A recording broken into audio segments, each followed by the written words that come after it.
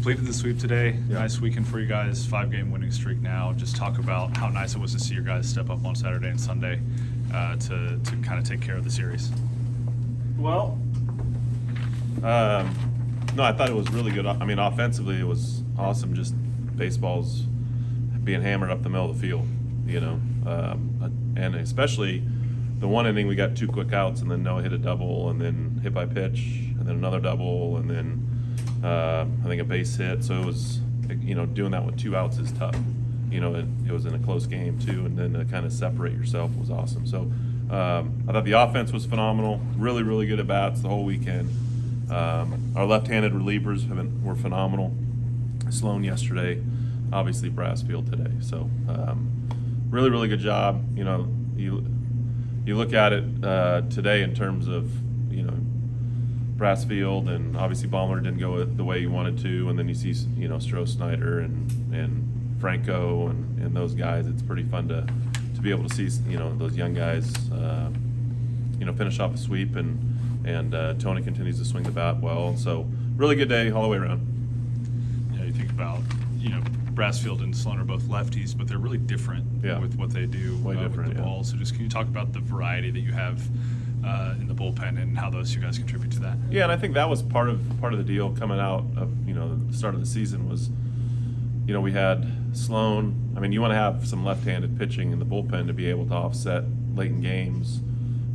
Usually they're really good left-handed hitters in the other team's lineup, so you want to be able to have that and mix and match. And so now that Brassfield is a completely different guy than what they saw yesterday from Sloan. So Sloan kind of runs it away from the righties.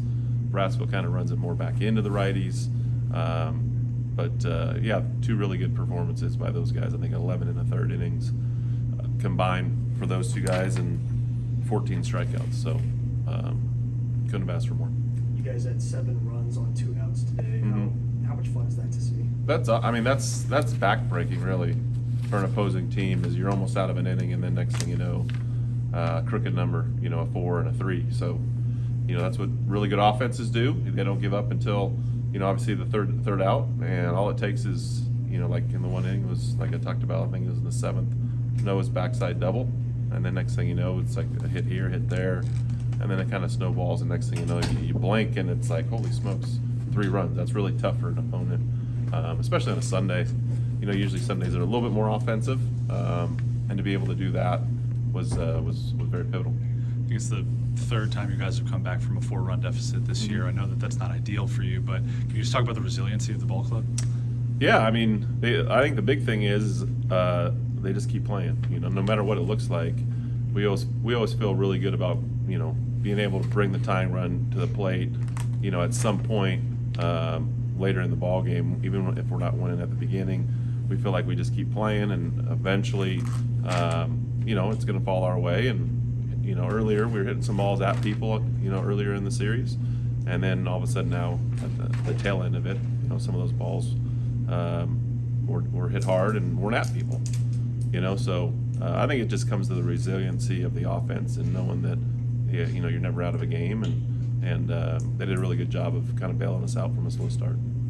JT Guerrero comes in from Fresno State, one of the better ERAs out of the bullpen for the Bulldogs, and you guys just hammered him. Talk about kind of what the approach was with him coming in. Well, like anything, you want to center baseballs. You want to always be on the fastball, and if you make a mistake with the breaking ball, make them pay for it. But most everybody's trying to center the ball on the plate. Not too many guys are going up there looking on the outside edge or the inside edge. They're trying to get a mistake, which is middle. And again, when he did that, they didn't miss it, and I think that's been the key. You go on the road now on Tuesday to a really good Texas State ball club. Just talk about what you're hoping to see from your team there. Yeah, I mean, it's a good team, and we haven't had a ton of success there, to be honest with you, on the road. We've done it right against them at home, but they've had our number over there in their ballpark. So it'll be a long day. We're bussing up there and then bussing back after the game. I think this week was supposed to be spring break when we scheduled it, and I think TCU moved spring break maybe a week later.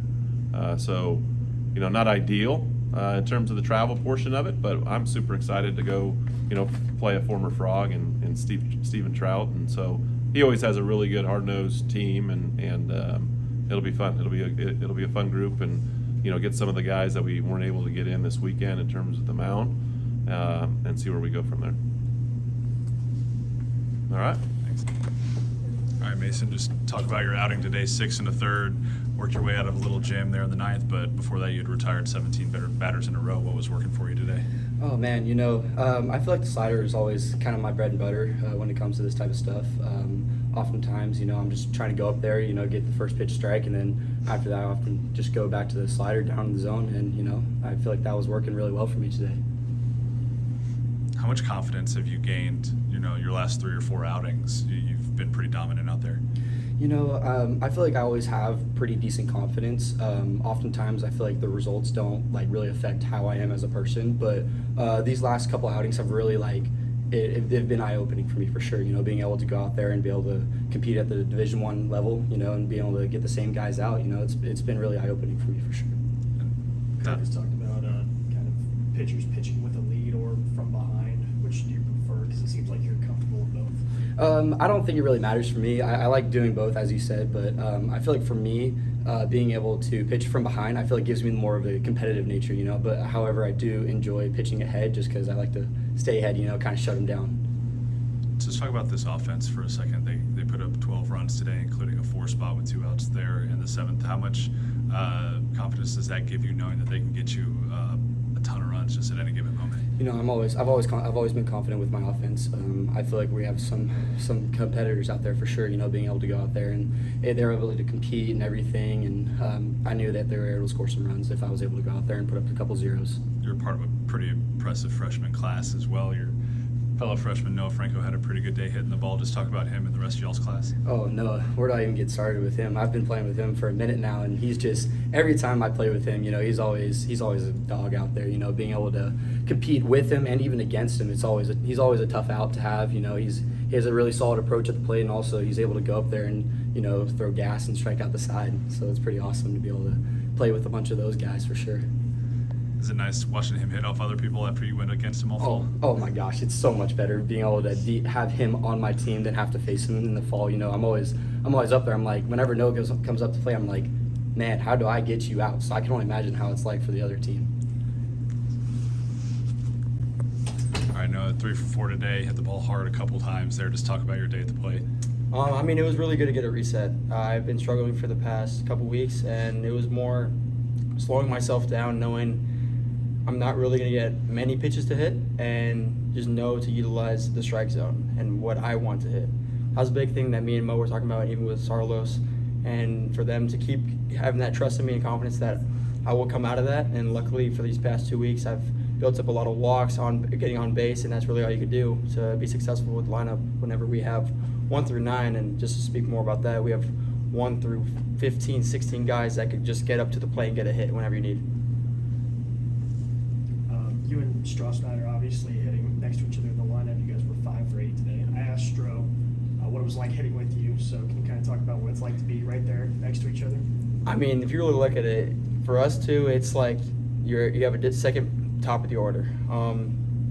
Right now, we're both swinging the bat really well, and for Stro, he had a rough first week, and then ever since then, he's been lights out. It's been really impressive to watch him hit and watch him grow over time. For us, it's just gaining the confidence of playing at the D1 level and playing against this really big competition. As you know, next week starts conference play, and it's going to be really exciting for the teams that are about to come in and we're about to go head-to-head with. You just mentioned Mason is your roommate. He went 6 1/3 today.